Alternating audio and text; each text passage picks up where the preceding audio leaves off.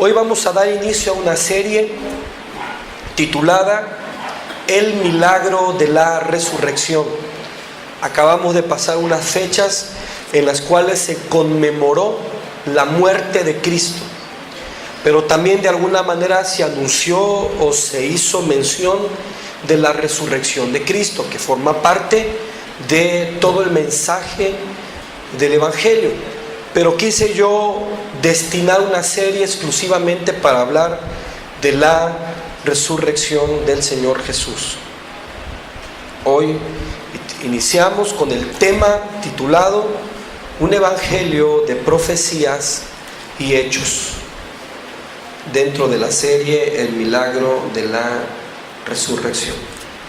Entre la ciudad de Atenas, que era la cuna del pensamiento filosófico de la cultura grecorromana y que estaba floreciendo allí más que en cualquier otra parte, entre Atenas y Esparta, que era la ciudad militar donde se preparaban a los combatientes física, mental, militarmente. Entre estas dos ciudades se encontraba la ciudad de Corinto. Corinto no se distinguía por tener gente sabia y tampoco se distinguía por tener gente atlética. Corinto, la ciudad que estaba en medio, se distinguía porque tenía gente inmoral como ninguna otra había en las colonias de Roma. De manera que la frase "vamos a corintiar" significaba vamos a excedernos en pecado. Corinto se conocía por sus excesos en pecados sexuales y en abuso de sustancias y otra serie de locuras y barbaridades. En esa ciudad de Corinto, Pablo el apóstol se mantuvo por 18 meses predicando el evangelio del Señor Jesús. Dice en Hechos que Dios bendijo la predicación de Pablo en ese lugar improbable, en ese lugar difícil. Dios lo bendijo convirtiendo a un principal de la sinagoga llamado Crispo y su familia. Tras la conversión de este principal fariseo, otros hermanos más vinieron a la fe. Fueron varios los que se entregaron a Cristo en esta ciudad y así se conformó la iglesia de Corinto. Pero con un ambiente lleno de error y de inmoralidad, la iglesia de Corinto no la iba a tener fácil, para nada. De hecho, pronto surgieron problemas en la iglesia de Corinto que hicieron necesaria la intervención de Pablo. Pleitos entre los hermanos, inmoralidad sexual entre los hermanos, desorden en el culto, desorden en la ceremonia de la Santa Cena y otra serie más de desórdenes que habían en la iglesia de Corintios. Pablo entonces escribe la primera carta a los Corintios para corregir todas estas cosas que estaban ahí. Pero hay una doctrina, hay un asunto, una verdad que Pablo considera importante corregir y le dedica una buena cantidad de versículos para aclarar el punto, y es el tema de la resurrección, precisamente, tema de la resurrección, porque al parecer en la iglesia de Corinto el tema de la resurrección no estaba siendo asimilado correctamente. Los griegos no veían con buenos ojos el tema de la resurrección, tanto que cuando Pablo estaba predicando el evangelio en Atenas, en el Areópago, y Pablo llega al punto de hablar de la resurrección de Cristo, los filósofos que lo estaban oyendo de buena gana dijeron: Pablo, ya te oiremos otro día. Como que ya tu mensaje se volvió absurdo. Los griegos sencillamente no pasaban el tema tan fácilmente. Los judíos tampoco, aunque ellos estaban familiarizados con el tema de la resurrección, no le daban mucha importancia y también lo miraban con recelo, porque si Jesucristo resucitó, entonces ellos estaban en problemas.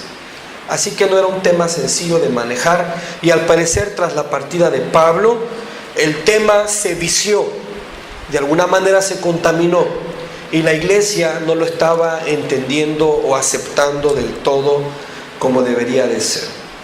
Para Pablo era un tema fundamental para la fe, y aunque ya habían pasado casi 20 años que habían ocurrido los eventos de la resurrección de Cristo Jesús, tenía que abordarse el tema otra vez. No había una razón bien fundamentada para que los habitantes de Corinto, judíos o no, negaran la resurrección de Jesucristo.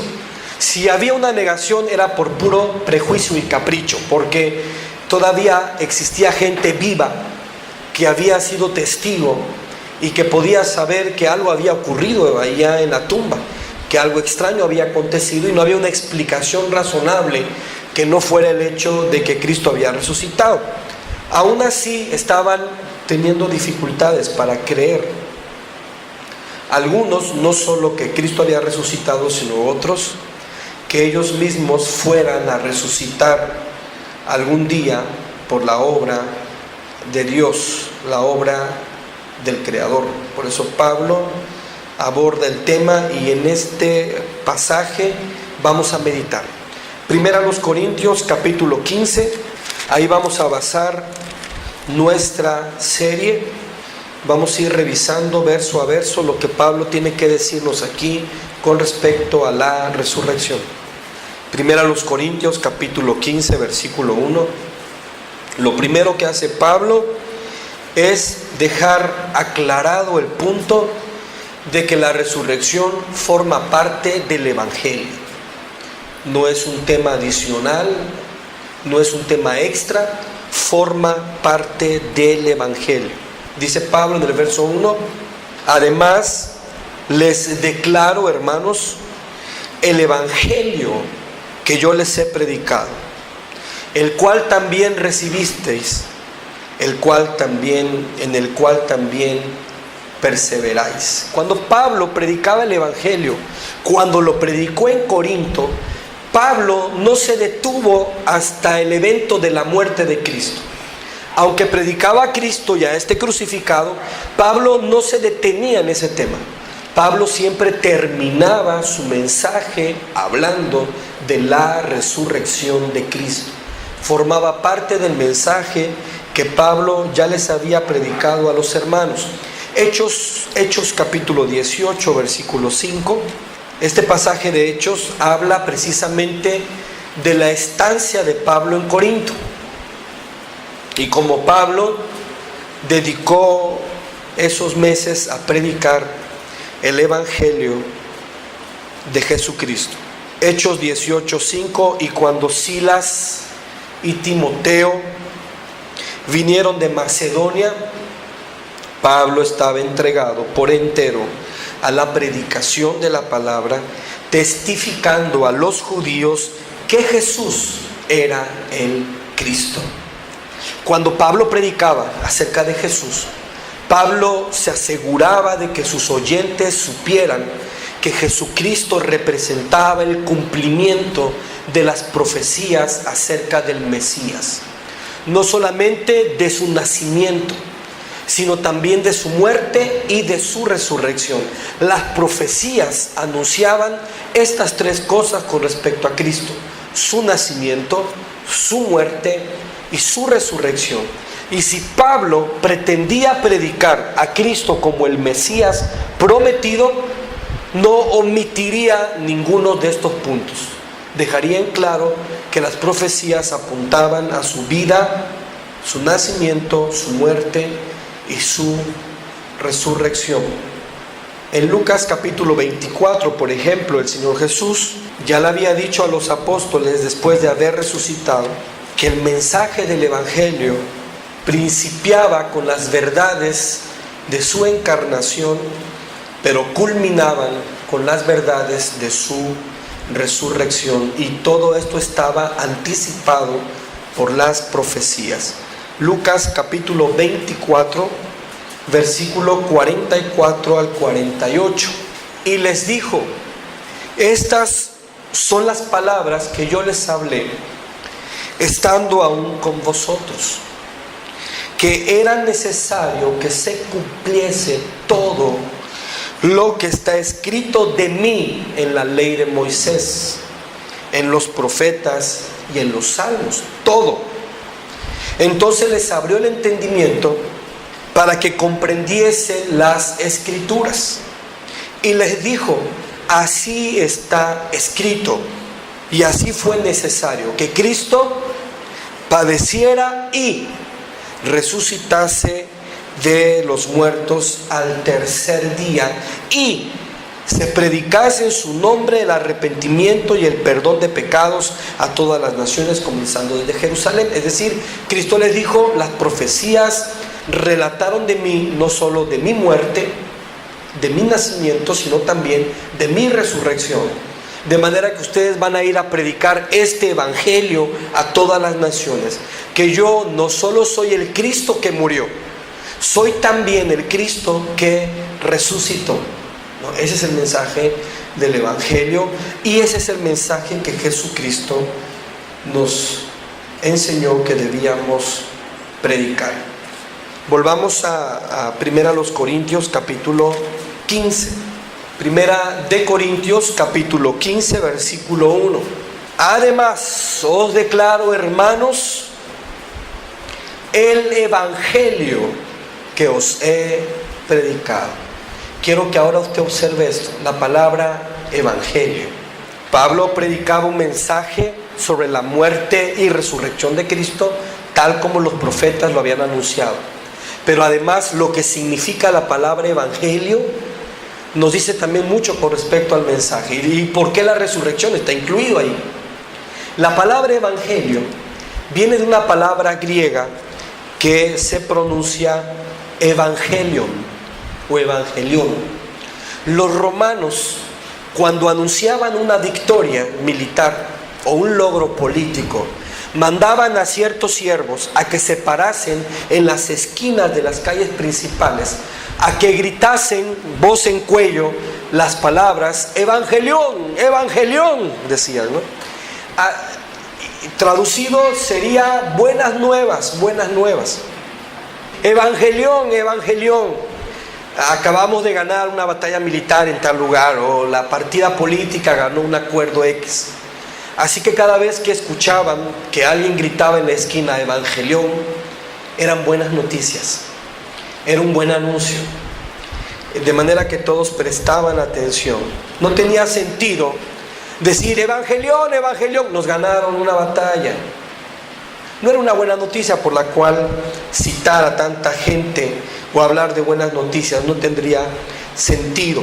Por eso Pablo toma esta idea común en la mente de los romanos para hablar de su propio mensaje. Dice Pablo: el mío, mi mensaje es un evangelión. Yo me paro en las esquinas y anuncio evangelión, evangelión. Jesucristo, el prometido de Dios, no se quedó en el sepulcro, resucitó. Ese es un buen mensaje. El mensaje de Cristo, del Cristo crucificado, es bueno. Es bueno hablar del Cristo muerto en la cruz, porque habla que cargó nuestros pecados y tomó nuestro lugar. Es bueno. Pero si omitimos al Cristo resucitado, ¿de qué nos sirve un Cristo muerto? ¿De qué nos sirve un Cristo en la cruz que finalmente rinde su vida allá, si no es capaz de tomar la vida por sí mismo y levantarse? No es una gran noticia. Evangelión, evangelión, nuestro Mesías murió. Y murió. Y sigue muerto. No es una buena noticia, ¿verdad? Todo lo contrario, los enemigos de Cristo habían puesto una guardia herodiana completamente preparada para no dejar que el cuerpo fuese saqueado. Habían puesto una piedra que en aquel entonces se acostumbraba a colocar por rodamiento, por peso de gravedad. Es decir, estaba colocada de tal manera que solamente se quitaban lo que detenía la piedra y rodaba por sí sola para tapar la tumba. Si querían moverla, no solamente era rodarla, que ya era bastante difícil porque estamos hablando de toneladas, sino que había que rodarla hacia arriba, que todavía es mucho más difícil. y le habían puesto un sello romano que no podía ser violentado a costa de morir si lo hacías, para asegurarse que el cuerpo se quedara ahí. Porque tanto los fariseos como los romanos sabían que todo el mensaje bonito de Cristo, toda la afirmación de Cristo, toda esa muerte que lo hacía un mártir para los judíos creyentes en él, se vendría abajo, en tierra por completo, si ese cuerpo se quedaba ahí. No había buenas noticias si el cuerpo se quedaba ahí. Por eso cuando Pablo dice, hermanos, yo les recuerdo, esto es un mensaje de buenas noticias. El que yo les prediqué no fue un Cristo muerto únicamente, fue un Cristo muerto y resucitado. Pablo les está recordando esta parte. Hay unos pasajes en Isaías hermosos, Isaías 49, que valdría la pena echarle una leidita para pensar en lo que significa un mensaje de buenas noticias.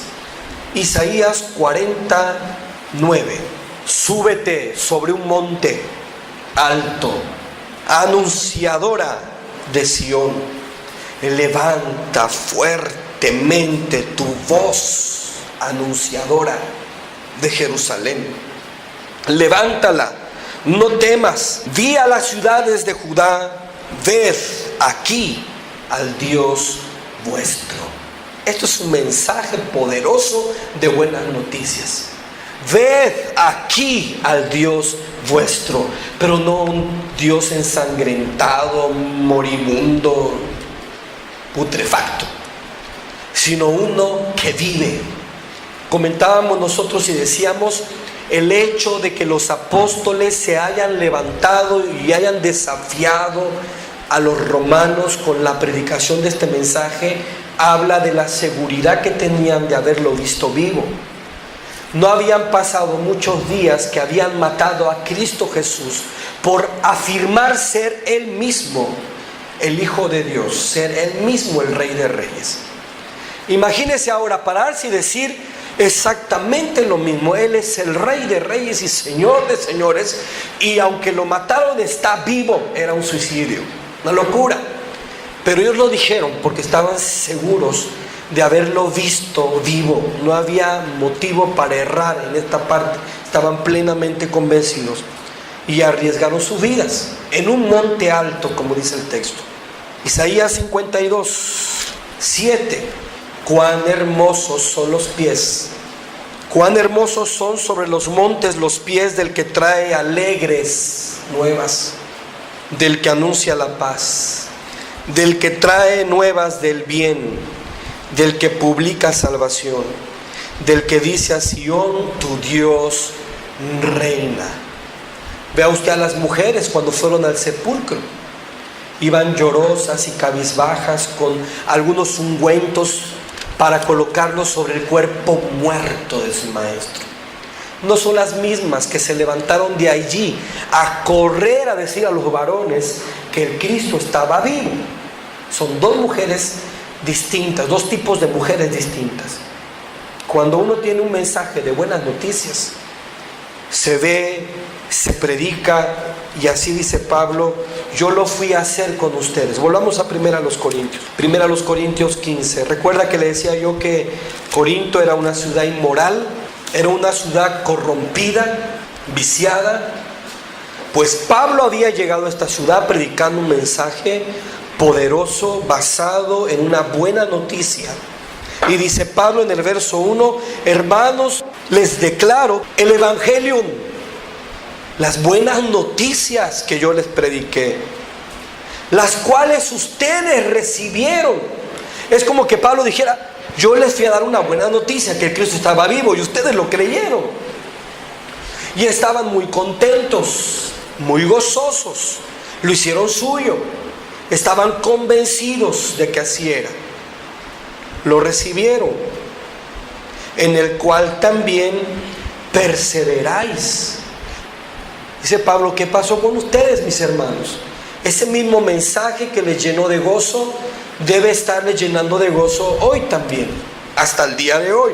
¿Por qué titubean con respecto al tema de la resurrección de Cristo? Si desde un principio fue un motivo de gozo, debe seguirlo siendo hasta el día de hoy.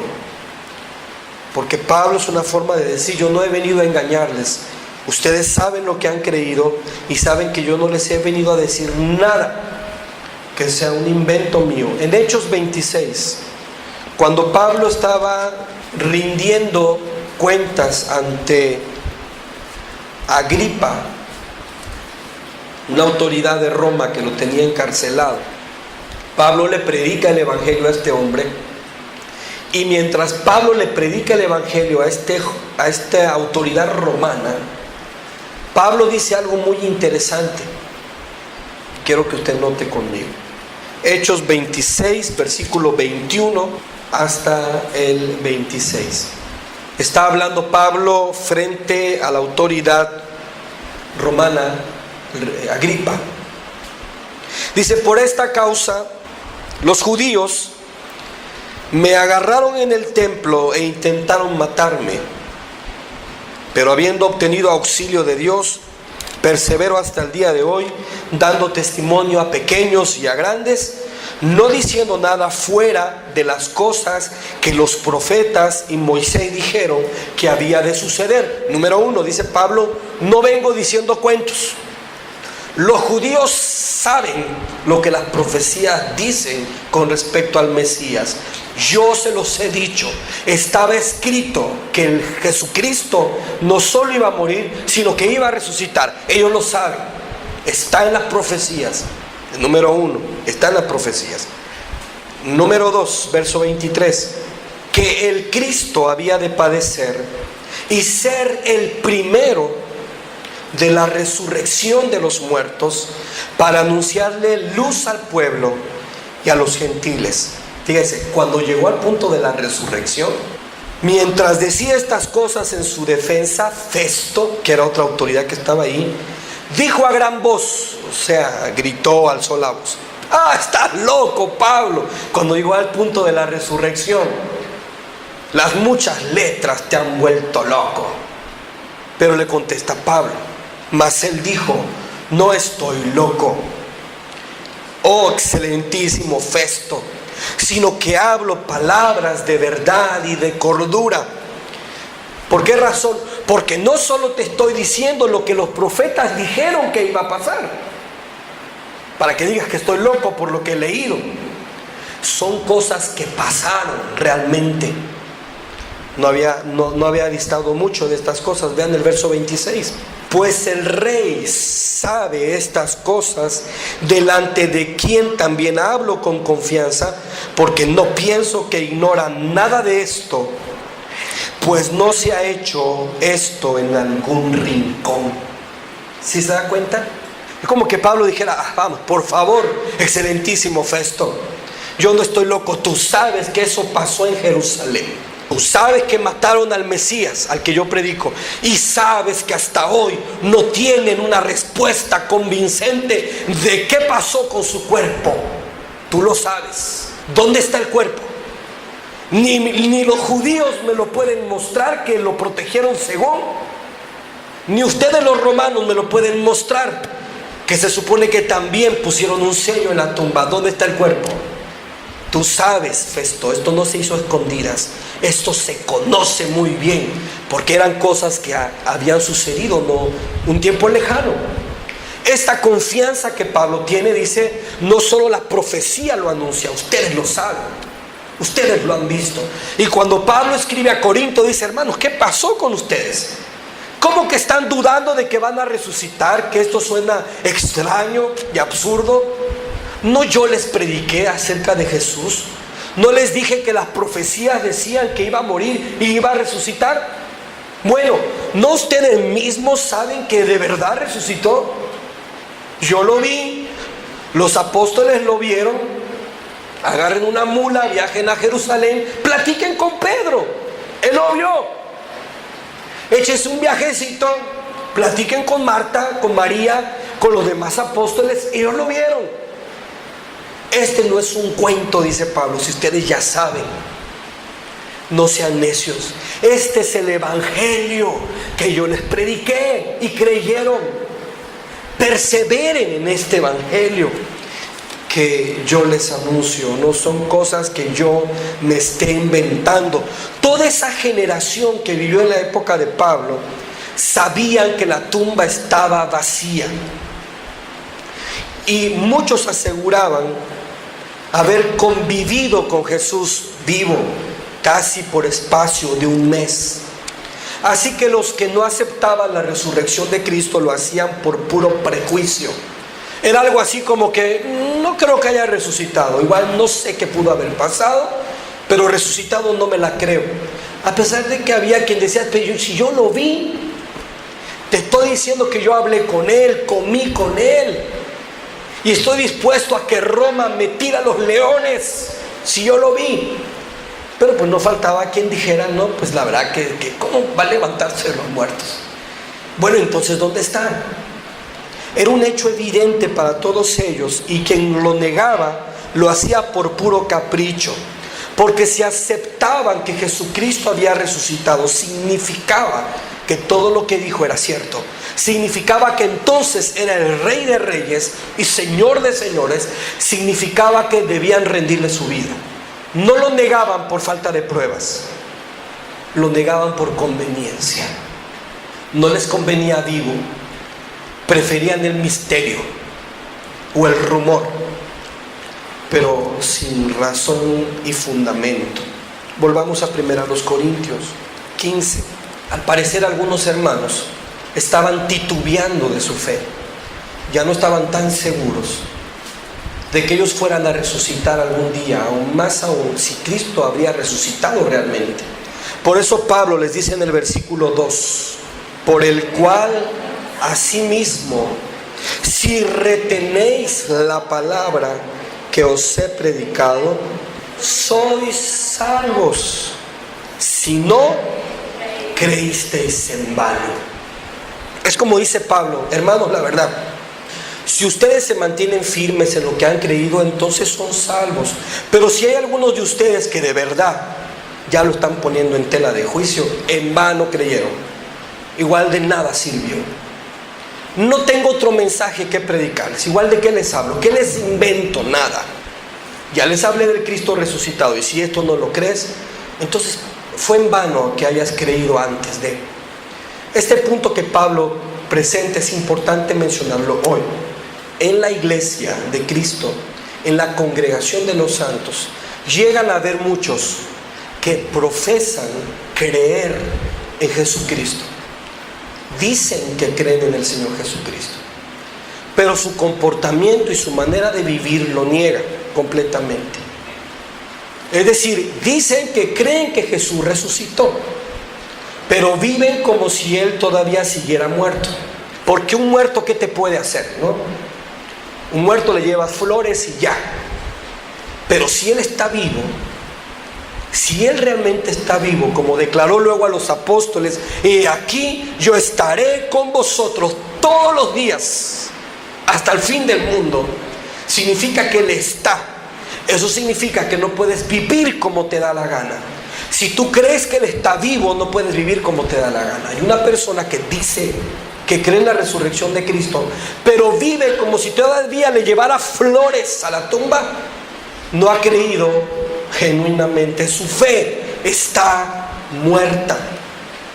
Como muerto está su Dios, igualito, ¿sí? Así de esa talla, de ese tamaño. Entonces, ¿puede haber alguien que crea en Cristo y no le sirva para nada? Sí. Hay muchos que creen en Cristo y no les sirve para nada, porque su fe está muerta. Es una fe convenenciera, es una fe interesada, es una fe insuficiente de confiar al punto de entregarse totalmente. No pueden hacerlo. Es esa fe que dice, pues sí creo en Dios, pero ¿y qué tal que no? Pues sí resucitó y todo eso, pero ¿y qué tal que no? Y ese qué tal que no te permite entregarte por completo al Señor. Te mantiene así estirando y aflojando. Dice Pablo, en vano. Quien cree así es vano. San Juan 8:31. Dijo entonces Jesús a los judíos que habían creído en Él. Nota, son judíos que creen en Él. ¿Qué les dijo? Si vosotros permaneciereis en mi palabra, seréis verdaderamente mis discípulos. Puede haber una persona que dice que cree en Dios, pero no es un discípulo verdadero. Es un simpatizante. Puedo asegurar que de 10 personas, 9 a las que les preguntas si creen en Dios y en Jesús te van a contestar que sí. Pero si a estas mismas 9 les preguntas si están dispuestos a abandonar su estilo de vida cuando éste ofende a Dios, y si están dispuestos a entregarse para predicar el Evangelio, comprometidos con una iglesia de Cristo, ahí muchos van a falsear, ahí muchos van a retroceder, y diría que de 9, unos 3, estadística nomás para ejemplo, ¿no? ¿Por qué razón? Muchos creen, pero pocos están dispuestos a seguirlo. Ese es el punto. Dice Cristo, ustedes creen en mí, pero cuando ustedes realmente se mantengan firmes en las cosas que yo les he dicho, van a ser de verdad mis discípulos y de verdad van a ser libres por la verdad. Eso estaba pasando en la iglesia de Corinto. Habían varios que habían dicho que sí a la fe, pero cuando vinieron los griegos con su filosofía rimbombante, cuando vinieron los judíos con sus ideas carnales con respecto a Cristo, para tratarles de disuadir, ¿cómo que va a resucitar un hombre? Eso es absurdo. ¿Dónde dicen las escrituras? Eso es mentira, Pablo les está engañando. Muchos titubearon. ¿Por qué? Porque no tenían esa fe que salva, esa fe que viene por el oír la palabra del Señor. Primera de Juan capítulo 2, versículo 24 y 25. Lo que habéis oído desde el principio permanezca en vosotros. Si lo que habéis oído desde el principio permanece en vosotros, también vosotros permaneceréis en el Hijo y en el Padre. Y esta es la promesa que Él nos hizo, la vida eterna. Como vamos a ver más adelante, cuando una persona cree en Jesucristo y en su Evangelio, cuando una persona cree que Jesucristo murió por sus pecados y por tanto no necesita ganarse a Dios a través de sus buenas obras, sino solamente basta con que pongan su confianza en Cristo, arrepentidos de sus pecados, para seguirlo. Cuando una persona puede responder de esta manera al Evangelio, estamos viendo allí que esta persona no solo ha oído, sino que permanece en aquello que ha oído, entonces obtiene la promesa. Pero una persona que escucha el Evangelio y al principio dice que sí, porque suena bonito, pero después luego empieza a cuestionar, a dudar, empieza a decir, sí, pero ¿por qué tengo que darlo todo? O sí, pero ¿por qué tengo que estar haciendo cambios en mi vida? Pues sí, está bien que Él murió por mí y resucitó, pero pues yo ¿por qué tengo que morir también al mundo? ¿Por qué tengo que hacer cambios en mi vida? Esa gente que empieza a cuestionar y todas estas partes no permanece en lo que escuchó. Es como la semilla que cae en una tierra llena de piedras. Va a crecer la plantita lo que la piedra le permita crecer, porque la va a secar, le va a robar, la piedra le va a robar humedad a la tierra, esa plantita se va a morir. Así también hay gente que escucha el Evangelio, viene a la casa de Dios, se interesa por la palabra de Dios, pero cuando vienen los problemas, las aflicciones, las tribulaciones, viene el reto de decir, voy a mantenerme firme en mi fe, aunque me critiquen, me señalen, me cuestionen, amigos, conocidos o familiares, yo ya creí en Cristo y voy a cambiar mi vida de la manera que Cristo me manda. Pero cuando viene ese tipo de presión, dicen, ay no, esto está muy difícil, vuelvo a mi creencia anterior, a la manera anterior como yo lo asimilé, aunque no sea la verdad. Quien así piensa no permanece en lo que ha oído, no tiene la promesa. Y es lo que Pablo les está diciendo a los hermanos del Corinto, justamente eso. Volvemos a 1 Corintios 15. Vamos en el versículo 2, por el cual asimismo, si retienen la palabra, si mantienen firmes en lo que han creído, entonces significa que son salvos. Pero si no se mantienen firmes en lo que han creído, entonces de nada les sirvió creer, es en vano. Por eso para Pablo el tema de la resurrección de Cristo es un tema básico, fundamental. Pablo recalca que la resurrección es el clímax total del Evangelio, que él no conoce otro más que este, un Evangelio que habla de la victoria de Jesús sobre la muerte y el pecado. Por eso dice en el versículo 3 al principio: porque primeramente yo les enseñé lo que asimismo recibí. Es como si dijera: yo no les he dicho otra cosa que a mí no me hayan dicho. La verdad que ¿qué les invento? Nada.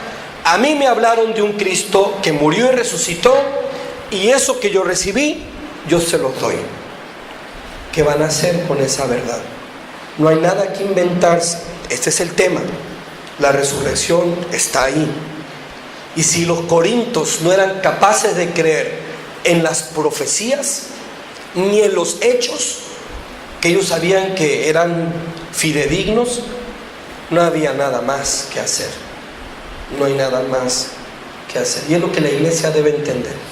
Cuando tú predicas el Evangelio de un Cristo que murió y resucitó, si la persona a la que tú le estás hablando te dice: suena bien, está muy bonito, pero no me la creo, que haya muerto y resucitado, no sé, me suena raro, ¿no crees? Y que luego yo tenga que dejar lo que me gusta por seguir esa idea, está extraño. ¿Qué más le vas a predicar?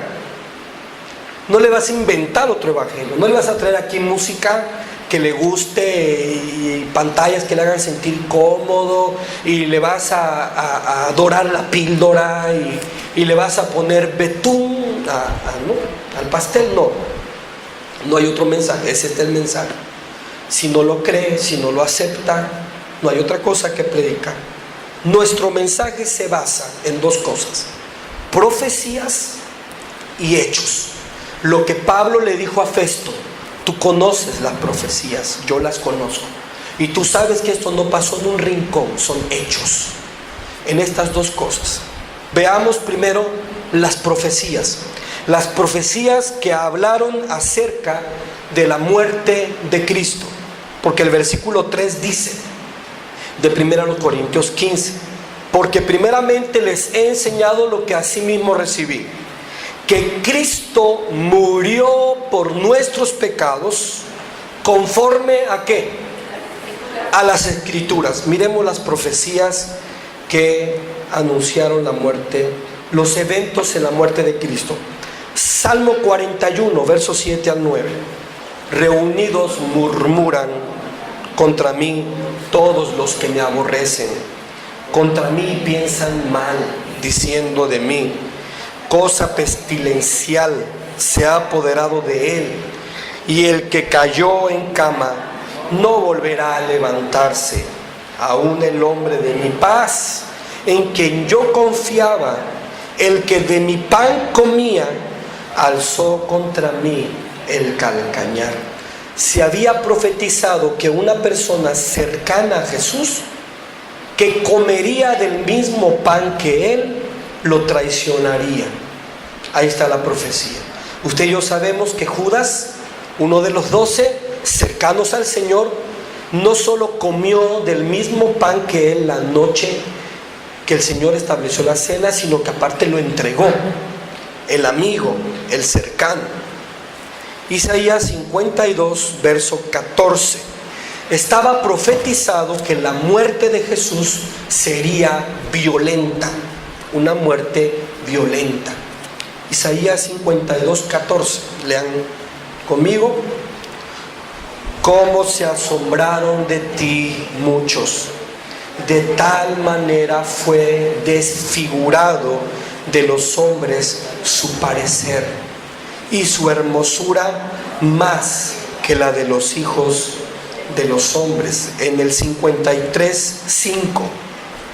mas Él herido fue por nuestras rebeliones, molido por nuestros pecados. El castigo de nuestra paz fue sobre Él, y por su llaga fuimos nosotros curados. Ambos textos dicen que iba a morir de una forma violenta, y así fue. Extrañamente, ¿no? Porque la gente lo amaba. Lo habían declarado rey de reyes todavía unos días atrás. ¿Cómo podía cumplirse una muerte violenta con un hombre como Jesús, bondadoso, perdonador y misericordioso? ¿Quién podía golpearlo como lo hicieron? Pero se cumplió la profecía, porque dice la palabra que fue escupido, golpeado, vituperado y prácticamente molido. Se cumplió tal cual estaba anunciado. Versículo 12 del capítulo 53 de Isaías: por tanto, yo le daré partes con los grandes, y con los fuertes repartirá despojos, por cuanto derramó su vida hasta la muerte y fue contado con los pecadores. Esa frase, fue contado con los pecadores, es que Jesús iba a morir rodeado de pecadores, iba a compartir la muerte con pecadores. Y usted sabe que Jesucristo no murió solo. Jesucristo murió con dos delincuentes a su lado, uno y uno del otro lado, pero pues iba a ser contabilizado con otros durante su muerte. Versículo 7 de este mismo capítulo: angustiado él y afligido, no abrió su boca. Como cordero fue llevado al matadero, y como oveja delante de sus trasquiladores, enmudeció y no abrió su boca. Habría de morir durante la Pascua. La Pascua, cuando las ovejas eran matadas en Israel. Y tanta fue la prisa de los enemigos de Dios que ni la Pascua respetaron, sino que en pleno festejo de la Pascua echaron mano a Cristo y lo llevaron a juicio. Se cumplió la palabra. Durante los festejos de la Pascua, Jesús murió como el Cordero Pascual. Zacarías 12:10 dice que Jehová sería traspasado y llevado a muerte como se mata a un hijo unigénito. Es una profecía que hablaba y anunciaba que Jehová moriría como el hijo unigénito. Y derramaré sobre la casa de David y sobre los moradores de Jerusalén espíritu de gracia y de oración, y mirarán a mí, a quien traspasaron, y llorarán como se llora por hijo unigénito, afligiéndose por él como quien se aflige por el primogénito. Y así fue como sucedió. 500 años después, Roma establece como castigo la muerte de cruz, donde los reos se traspasaban por las manos y los pies, y así habría de morir Jesús, el unigénito de Dios. Salmo 22:1. El Salmo dice en el versículo 1 que Jesús sería abandonado. Dios mío, ¿por qué me has desamparado? ¿Por qué estás tan lejos de mi salvación y de las palabras de mi clamor? Dice la Escritura que Jesucristo en la cruz pronunció estas palabras, estas mismas palabras, porque experimentó el abandono de su Padre. Pero no solo eso. Mira el versículo 18. Repartieron entre sí mis vestidos y sobre mi ropa echaron suertes. Recuerda que también cuando Cristo estaba en la cruz, los soldados repartieron las ropas de Jesús y echaron suertes para ver quién se quedaba con su ropa. Se cumplió también. Son algunas de las profecías que se fueron cumpliendo en la muerte de Jesús. Tenemos las profecías, los hechos. Los corintios lo conocían. Él realmente había muerto, estaba registrado en los anales romanos Cristo había muerto realmente. Además, dice en 1 Corintios 15 que no había mejor prueba de que Cristo había muerto que su sepultura. 1 Corintios capítulo 15, versículo 4. Pablo comienza el verso 4 diciendo: y fue sepultado. Es decir, no solo lo bajaron de la cruz, sino que estuvo 3 días sin oxígeno dentro de una tumba. Entonces, si bajó moribundo, inconsciente, desmayado, o en shock, como quieras, esos 3 días se moría. Es un hecho. En esa tumba húmeda y sin oxígeno no había pierde. El Señor había muerto tal como lo indicaban las Escrituras. Ahora, la resurrección también estaba anunciada por las profecías. Salmos 16, del verso 8 al 11. La resurrección de Cristo, así como su muerte, también estaba profetizada. Salmos 16, versículos del 8 al 11. A Jehová he puesto siempre delante de mí, porque está a mi diestra, no seré conmovido. Se alegró por tanto mi corazón y se gozó mi alma. Mi carne también reposará confiadamente, porque no dejarás mi alma en el Seol, ni permitirás que tu santo vea corrupción. Me mostrarás la senda de la vida, en tu presencia y plenitud de gozo, delicias a tu diestra para siempre. El Salmo habla de alguien que asegura que no se quedará su cuerpo corrompido en el sepulcro, sino que se levantará. No experimentaría la corrupción que todo cuerpo experimenta por estar en el sepulcro. Así fue como lo explicó Pedro en su sermón de Pentecostés, Hechos 2:29. Ese salmo, aunque David hablaba en primera persona, dice Pedro, se tenía que referir a Cristo por esa razón. Vamos a leer Hechos 2:29. Varones hermanos, se puede decir libremente del patriarca David que murió y fue sepultado, y su sepulcro está con nosotros hasta el día de hoy. Pero él fue profeta y sabía que con juramento Dios le había jurado que de su descendencia en cuanto a la carne levantaría al Cristo para que se sentara en su trono, y viéndolo antes habló de la resurrección de Cristo, que su alma no sería dejada en el Hades, ni su carne vería corrupción. Pedro dice: hermanos, ¿se acuerdan de lo que escribió David?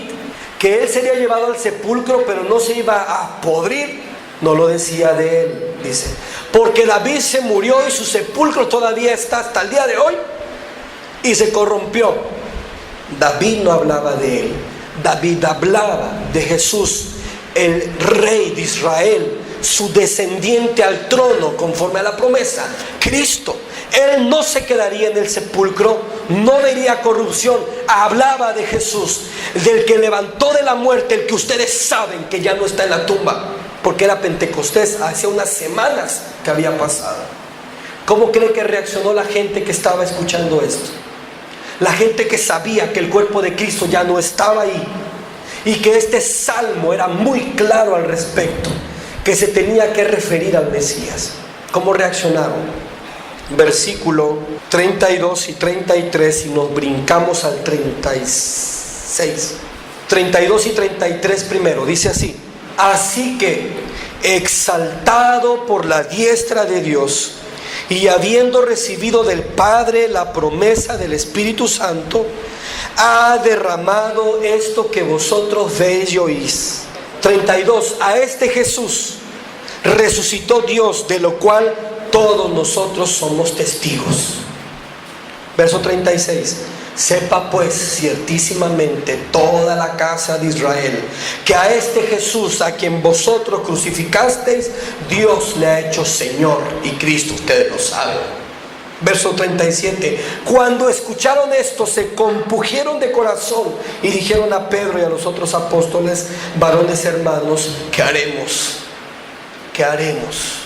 El evangelio que pone en alto la profecía y los hechos causaron en el corazón de más de 3,000 personas un poderoso efecto de salvación, que Pablo esperaba que estuviera también en los Corintios. Esto mismo predicaba Pablo. Hechos 13, 29. Cuando Pablo predicaba en las sinagogas, era este salmo el que utilizaba para hablar acerca de la resurrección. Y habiendo cumplido, está hablando Pablo, y habiendo cumplido todas las cosas que de él estaban escritas, quitándolo del madero, lo pusieron en el sepulcro, mas Dios lo levantó de los muertos. Y se le apareció durante muchos días a los que habían subido juntamente con él de Galilea a Jerusalén, los cuales ahora son sus testigos ante el pueblo. Y nosotros también anunciamos el evangelio de aquella promesa hecha a nuestros padres, la cual Dios ha cumplido a los hijos de ellos, a nosotros resucitándolo, como está escrito también en el Salmo 2: mi hijo eres tú, yo te he engendrado hoy. Y en cuanto a que lo levantó de los muertos para que nunca más volviera a la corrupción, lo dijo así: os daré las misericordias fieles de David. Por eso dice también en otro salmo: no permitirás que tu santo vea corrupción.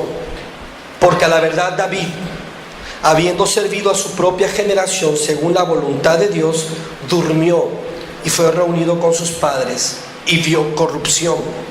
Mas aquel a quien Dios levantó no vio corrupción. Pablo está diciendo, este salmo habla de Cristo. Este salmo habla de que Jesús resucitó de los muertos. Hay otro salmo que habla de la piedra que los edificadores rechazaron. Ha sido hecha piedra del ángulo. Pablo también utiliza este salmo y dice: esa piedra desechada fue llevada a la cruz, pero Dios la ha hecho el ángulo de la casa al levantarlo de entre los muertos. Era la predicación de Pablo. Los hechos lo respaldaban. Volvamos a 1 Corintios 15, ya para terminar. No solamente las escrituras lo anunciaban, los hechos lo corroboraban. 1 Corintios capítulo 15, versículo del 4 al 7. Y que fue sepultado y que resucitó al tercer día conforme a las escrituras, y que apareció a Cefas y después a los 12, después apareció a más de 500 hermanos a la vez, de los cuales muchos viven aún, otros ya duermen. Después se le apareció a Jacobo, después a todos los apóstoles. Dice Pablo, hay hechos que lo corroboran. Pero yo quiero terminar con esto último. Algunos llegan a pensar que el evangelio está en desventaja hoy. ¿Por qué razón?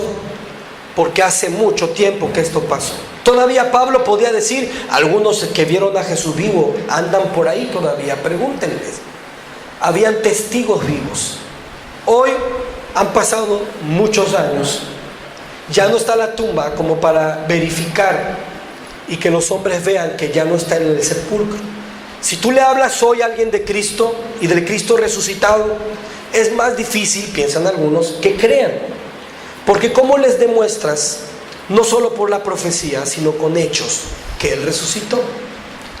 Pero realmente, si vemos lo que acabamos de revisar en el sermón, el hecho de que la gente supiera que Cristo resucitó y tuviese evidencias, no cambiaba el hecho de que solo Dios dota de fe a los que han de creer. Porque toda esta gente que vio, todos estos sacerdotes que escucharon que los soldados espantados les dijeron, ¿saben qué? Estábamos cuidando y de pronto una luz muy fuerte y el sepulcro se abrió y Jesús salió. Imagínense, los sacerdotes a pesar de eso no creyeron. Dijeron, digan que se robaron el cuerpo.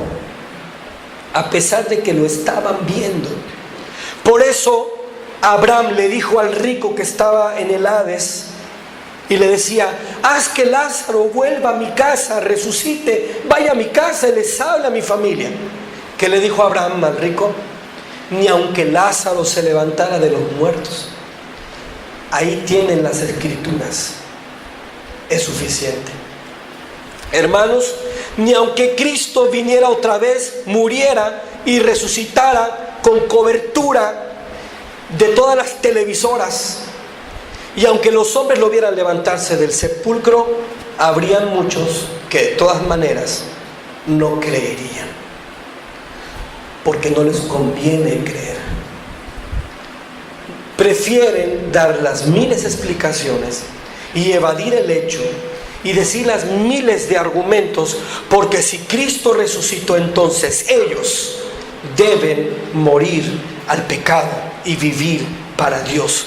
Porque cuando alguien se convence de que Cristo murió por él y resucitó por él, no tiene otro camino más que morir por su Señor, porque es corresponder al amor. Así que algunos, aunque lo vieran vivo, no creerían en él. Esa es una realidad. Por esa razón, el que usted y yo creamos en Cristo hoy, sin haberlo visto vivo, solo por las profecías, es una bendición. No vimos el sepulcro vacío, no vimos los lienzos allí, no hablamos con Pedro y le vimos el semblante emocionado, como viendo reflejado en sus ojos al Mesías. No, pero creímos. ¿Sabe por qué creímos? Porque así como se le apareció a Cefas, así como se le apareció a más de 500, así como se le apareció a Jacobo, dice Pablo en el versículo siguiente: a mí, que ni lo conocí, ni anduve con él, como un abortivo se me apareció camino a Damasco, y me habló, y me convirtió. Y yo podría agregar a ese versículo el tuyo y el mío, y decir: y no solo a Pablo se le apareció, se me apareció a mí, y se te apareció a ti el resucitado. Porque a final de cuentas, cuando nos hablaron del Evangelio y nos predicaron del Cristo resucitado, parecía que lo teníamos enfrente. Era tan real. Nuestro corazón fue capaz de decir amén a lo que me estaban diciendo. Me dijeron que murió, yo no lo vi. Me dijeron que resucitó, yo no lo vi. Pero lo creí como si yo hubiera estado ahí. Y además, ¿sabe qué? Pablo, que dice: y a mí como un abortivo, el último se me apareció, dice Pablo. Pero ¿sabe por qué Pablo estaba tan convencido? No solo porque iba camino a Damasco y una luz lo tiró del caballo donde iba, sino que incluso Pablo, tras esta experiencia, sufrió una transformación en su vida. Aquel Pablo reacio y duro, que con cartas que le habían dado los religiosos arrastraba a los cristianos de su casa y los llevaba al templo a blasfemar contra Cristo. Este Pablo, que dice la Escritura, furioso, que la palabra griega habla de un toro que está enfurecido. Así iba Pablo, como un toro enfurecido, un violento hombre. Lo convierte Dios en un tierno apóstol, un amoroso apóstol, que sus cartas, decían algunos, estas cartas, este Pablo era menospreciable, pero era un hombre tierno, lleno de amor por la iglesia de Cristo, un hombre dispuesto a ser muerto por la causa de Cristo. Era un hombre transformado. Es Pablo el que dijo: yo, habiendo sido antes perseguidor de la iglesia e injuriador, el amor de Jesucristo fue más grande en mí, para demostrar en mí toda su misericordia. De manera que, dice Pablo, de los pecadores yo soy el primero. Ese Pablo humillado, ese Pablo transformado, es la mejor evidencia de que el Cristo se le apareció. Y el que tú y yo podamos experimentar la paz de Dios, el amor de Dios, la misericordia de Dios, la sabiduría de Dios, que podamos llegar a casa, hacer una oración y estar fortalecidos, que podamos tener un problema con un pecado, orar y vencerlo, que podamos enfrentar en casa las situaciones difíciles con la sabiduría que viene de lo alto. ¿Sabe qué dice? Dice que Jesucristo realmente murió, venció al pecado y realmente resucitó, venció a la muerte. Porque si Jesucristo no hubiese muerto y resucitado, tú y yo no tendríamos estas bendiciones. Estas bendiciones llegan a nosotros porque Él murió y Él resucitó. Y la mayor prueba de que Él está vivo somos tú y yo. La mayor prueba. Hombres y mujeres provenientes de diferentes familias, con diferentes ideas y creencias, con diferentes pecados y extravíos y fallos y errores. Dios nos toma de donde estábamos, nos imparte la gracia del resucitado, nos imparte la gracia del que murió y resucitó, y nos transforma, nos da la mente de Cristo, para que la mente de Cristo nos haga siervos de Cristo. Y esa misma mentalidad nos lleve a decir: si Él murió por mí, yo muero por Él. Y yo sé que así como Él resucitó y fue exaltado sobre todo nombre, yo me levantaré de la muerte y estaré con el Padre gozando de la vida eterna. Nos hace siervos, nos hace querer seguirle. Esa es la evidencia más grande de la resurrección de Cristo. Si Él no hubiese muerto y Él no hubiese resucitado, tú y yo no estaríamos aquí. Seríamos los mismos pecadores que fuimos siempre, y peor todavía. Pero hoy somos siervos porque tenemos la mente de Cristo. Hoy somos siervos porque el Cristo que murió y resucitó se nos manifestó, se nos apareció.